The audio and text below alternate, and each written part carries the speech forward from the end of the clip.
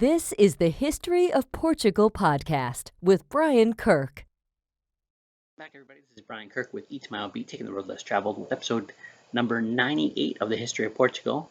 This is continuing on with the Caliphate of Córdoba, and we're going to go on with religion. The Caliphate had an ethnically, culturally, and religiously diverse society. A minority of ethnic Muslims of Arab descent occupied the priestly and ruling positions.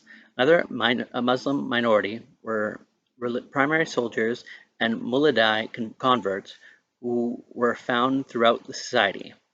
Jews comprised about 10% of the population, a little more numerous than the Arabs and more equal in numbers to the Berbers. They were primarily involved in business and intellectual occupations. Christian minority, Mozarabs, professed by a large Visigoth rite. The Mozarabs were in a lower strata of society, heavily taxed with a few civil rights and culturally influenced by the Muslims. Ethnic Arabs occupied the top of the social hierarchy. Muslims had higher social standing than Jews, who were higher society standing than Christians. Christians and Jews were considered dhimmis, required to pay jizya, a protection tax.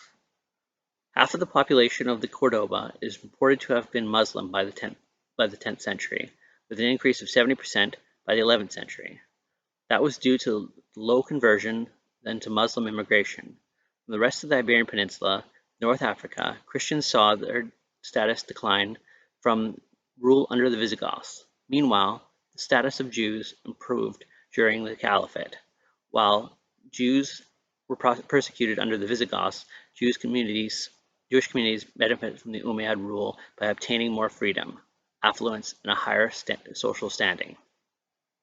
So that is episode number 98 of the History of Portugal.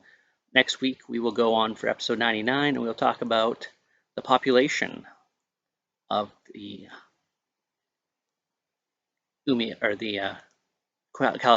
Caliphate of Córdoba. So until next time, keep eating to your own beat, take the road less traveled, have a great day.